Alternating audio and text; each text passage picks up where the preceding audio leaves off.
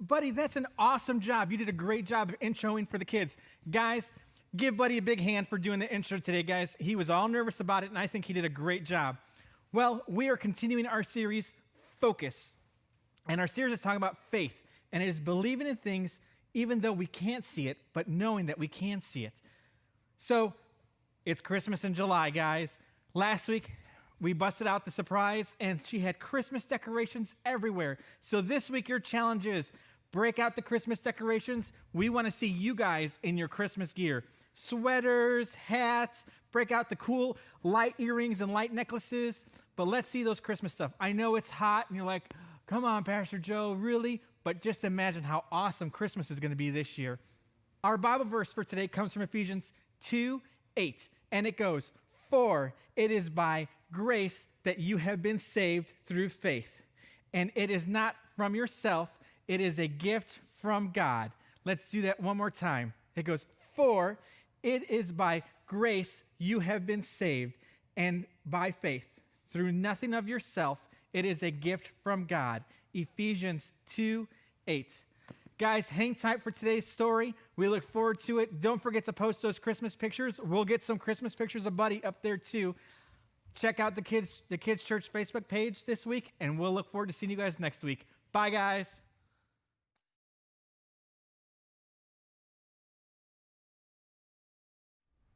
These are written so that you may believe that Jesus is the Christ, the Son of God. John 20:31. These are written so that you may believe that Jesus is the Christ, the Son of God. John 20:31.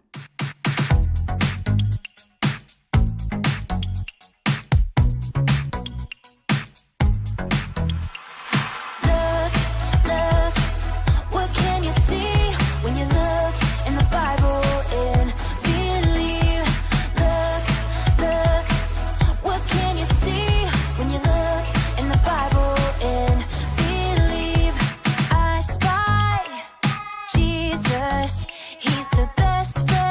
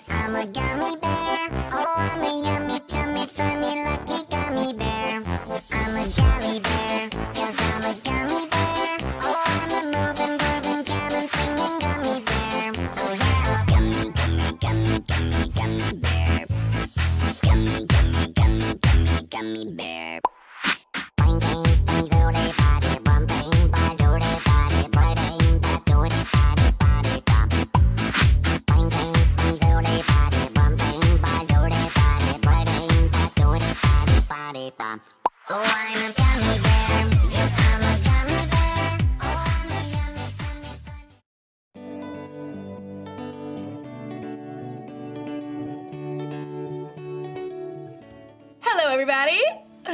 Erica here, and welcome back to another week in the STEAM Lab! Whenever you're learning new things, experimenting, inventing, or anything else one might do in a lab, you need to make sure you have faith. Faith is trusting in what you can't see because of what you can see. And you also have to have something to work with. Today, I asked a few people to let me borrow their glasses for the day. Cheers! Just kidding. Eyeglasses, not water glasses. I see you. Okay, these are reading glasses. They're supposed to help you see things better close up. Let's see. Oh, wow. Yep, they really work. I see things a lot more clearly. It's like focused, blurry. Focus, blurry. But look what happens when I put on these glasses. They're for someone who is really farsighted. Wow! I can't see anything. I can't see anything. It's like blurry. Focus. Blurry. Focused. Isn't that wild? There are a lot of different kinds of glasses. And the reason is because there are a lot of different kinds of people. Not everyone sees the same way. And today's story is about when a guy named Paul met some people who saw things a little bit differently than he did. Go see for yourself. You see what I did there? Okay. Meanwhile, I've got some more glasses to try on. Whoa. These are X-ray glasses. I can see my bones! Just kidding. Seriously though, when did I get that freckle? The Bible. It's 66 books of history, stories, letters, and poetry that fit together to form God's one big story. The epic adventure of how He created us and loves us so much that He made a way to rescue us. As we travel through the Bible, from Genesis to Revelation, we discover people who met God and found their lives changed forever. Now, for an amazing story inspired by the book of Acts, chapter 17, verses 16 through 34. Wherever Paul went, he boldly preached the good news of Jesus. This Jesus I'm telling you about is the Messiah. Many Jews and Greeks believed in Jesus, but in nearly every town, a group of Jews would gather to oppose Paul. He and his companions were forced out of Thessalonica, and then later that same group of Jews followed to run Paul out of Berea. Eventually, the believers helped Paul escape to the coast, where he could travel by boat to Athens. Tell Silas and Timothy to join me as soon as they can. Once Paul reached Athens, he walked the streets of the ancient city, disturbed by what he saw. Carved and molded statues everywhere. Statues of their gods. The people really believe false gods can help them.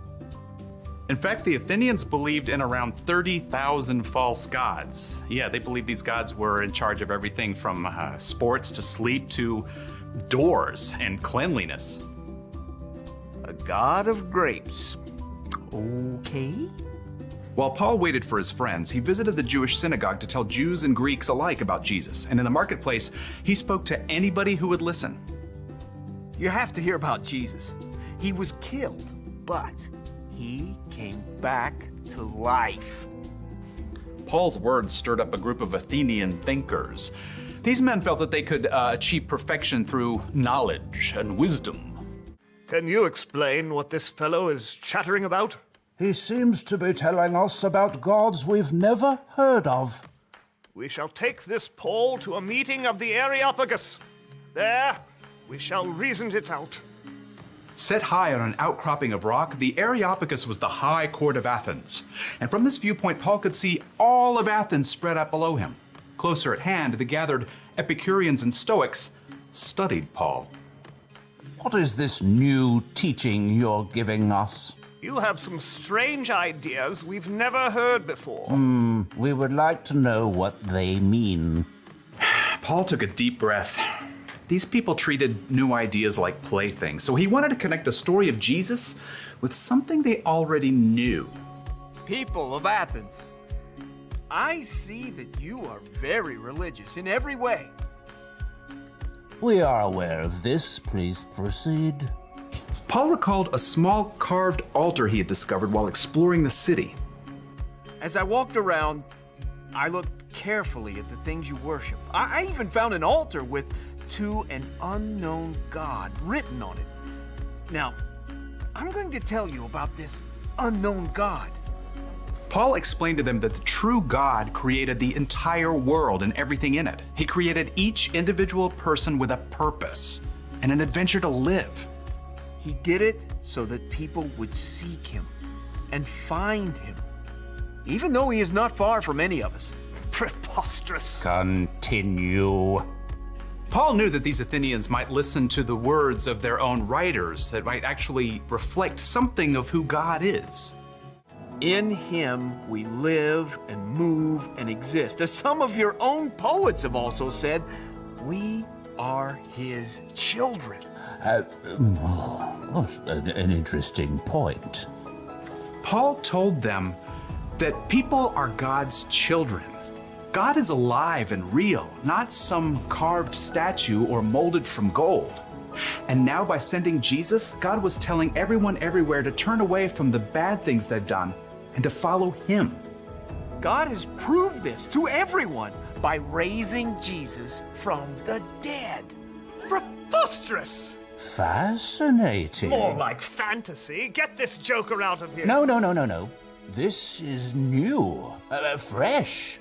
We will hear you speak about this again sometime. A man called Dionysius had been among the crowd at the Areopagus. He hurried to catch up as Paul left. I want to know more about this living God, about Jesus. I can help you, friend.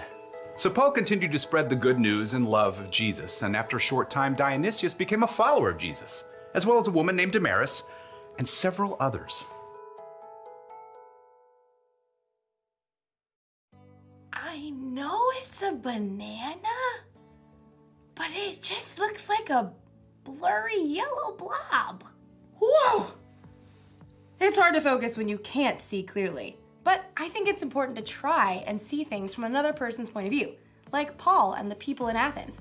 They believed in different gods than Paul. That's why Paul tried to see things how they saw things, so he could tell them about Jesus in a way they'd understand. He told them about the living, one true God who created the whole world and everything in it. And he told them that God proved how powerful he was by bringing a man back from the dead.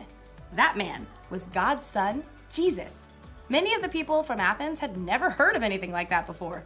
Some thought Paul was kind of crazy, but others wanted to hear more. And Paul was able to help them know Jesus the way he knew Jesus. That's something we can do too. It's the one thing to remember today. You can help others know Jesus. That can be easy if you're talking to someone who sees things the same way you do. But when someone sees things differently, when they believe differently, or when they've had different experiences than you, it helps to try and see things from their point of view. Oh, yes, I see what you're saying now. The best thing to do is to try to keep it real. Be honest about what Jesus has done for you. And it's not just in what you say. You can help people know Jesus by what you do, too. When you treat people with love, respect, and kindness, they can see the love of Jesus through you. Everyone's different, and we all see things just a little bit differently. So I think it makes sense to try to see things the way other people see them. And you don't even have to change your glasses to do it. I'll see you next time. Bye. See you guys later. Oh, hold on. That's a table. All right.